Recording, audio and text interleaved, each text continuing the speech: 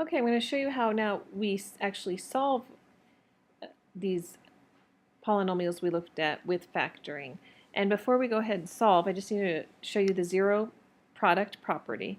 And basically what this says is that if you have two things that multiply to be zero, and because we're dealing with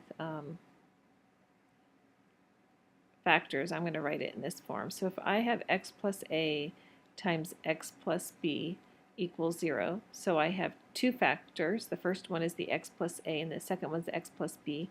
The only way that two things can multiply to be 0 is if either the first factor is 0 and or the second factor is 0. That's the only way you can have two things that multiply to be 0.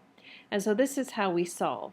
So you're going to hear me say a lot, whenever you solve a quadratic, make sure it's set equal to 0, just like this is, because you have to use the zero product property in order to solve. So it has to be set equal to 0.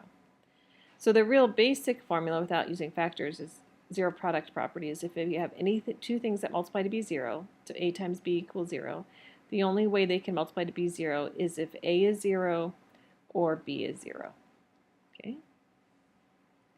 So to solve by factoring, you need to use the zero product property. So make sure you set your equation equal to 0.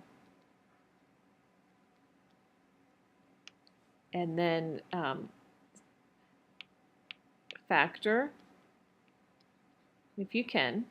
If not, you'll have to use some other methods. But factor and then set each factor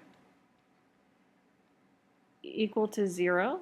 And once you've done that, you can solve for your variable. So I'll show you how to do this. So in example 1, we're solving x squared minus 4x plus 3 equals 0. So first thing, it's already set equal to 0.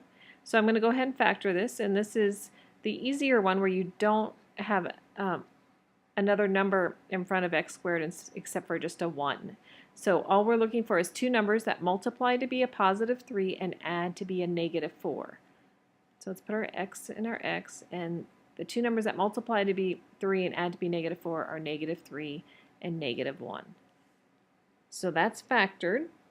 And now the zero product property says that the only way these two can multiply to be 0 is if either x minus 3 equals 0 or x minus 1 equals 0. So I solve for both of those, and then I'll go ahead and do the math, and you can write this or you can kind of just skip this step. To get x by itself over here, you would add 3 to both sides.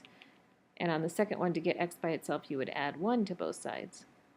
And when you do that, here you get x equals 3, and here you get x equals 1. So those are your two solutions.